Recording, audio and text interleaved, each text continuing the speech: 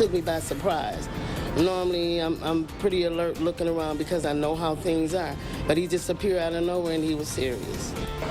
A single mother carjacked by an escapee. What the prisoner told her that left her terrified.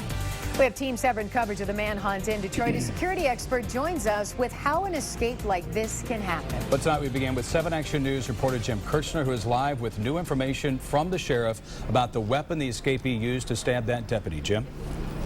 Jeff, this weapon could have been caught by a pat-down. That's part of the internal investigation going on right now with the Wayne County Sheriff's Office. The escapee still at large. Take a look. This is the command center here on East Jefferson. But take a look at this deputy standing next to his patrol car. You see he has a brown shirt and sort of khaki-colored or tan pants with a stripe down the leg. They believe that the escapee might still be wearing pants like this. This is the uniform he put on to get out of the courthouse without being caught immediately, and he attacked a jail guard who was dressed like this, a deputy with a plastic comb that's not unusual for him to have inside the jail. We have a commissary that people have to comb their hair. They have constitutional privileges that we have to extend to them. And being able to groom themselves is something that's expected. And we try to make sure that we give them facilities that are the least dangerous. Now, as soon as he left the courthouse, he went after this woman, likely the first woman he encountered, who had a getaway car. And the guy, he just appeared there and he said, "Get out." He said, "Get out or I'll kill him." She just happened to be in the wrong place at the wrong time, not going to court, but a nearby tax office, when the escapee ran up to her from nowhere. He was serious. It just startled me. It took me by surprise. Normally, I'm pretty alert looking around because I know how things are. But he just appeared out of nowhere and he was serious. This is her minivan. The escapee drove it here to East Jefferson and Concord, where he crashed and ran off. It's not believed he was seriously injured. He may have the victim's phone. Hers is missing. She's fine, but rattled. I just tell everybody be aware because you never know what day could be your last day. You never know. You never know. That's scary. I'm man of my own business. I don't bother nobody. Now, keep in mind, police are still searching for Abraham Pearsons, also known as Derek White. He's 25 years old, small build, about 5'6", 160 pounds.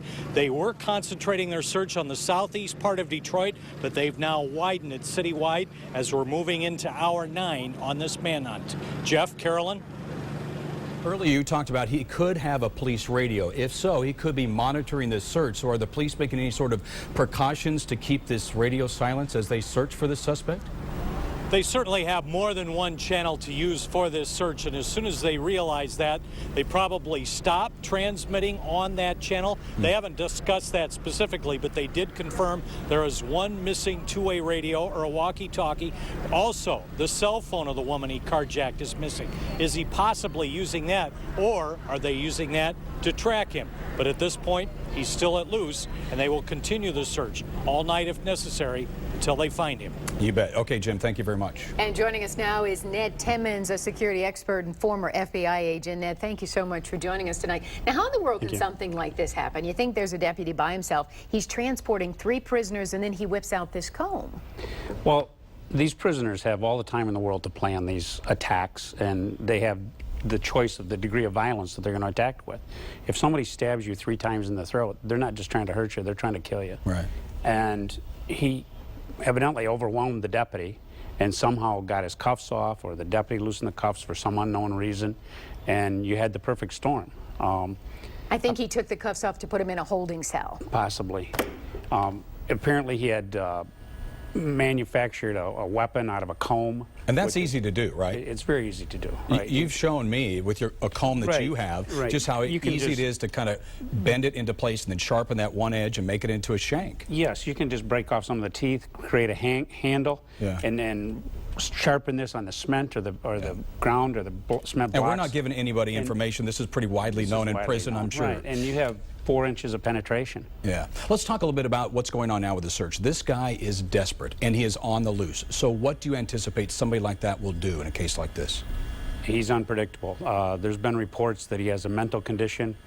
He's already proved that he doesn't have any objections to taking somebody's life. He was trying to kill that deputy, and that deputy was overwhelmed over the situation. And Sheriff Napoleon even said that he has some mental issues. His family has said that, and so, who knows how he would react if he faced someone else who tried to stop him. They're going to have to use extreme caution in apprehending him. He could have a gun by now. He could have any number of weapons by now. And we talked a little bit about having that police radio. I guess he could try to monitor that if he knows how to do that. Is there something that the police department has to do now to make sure that they don't give away what they're doing in the search if he is monitoring that?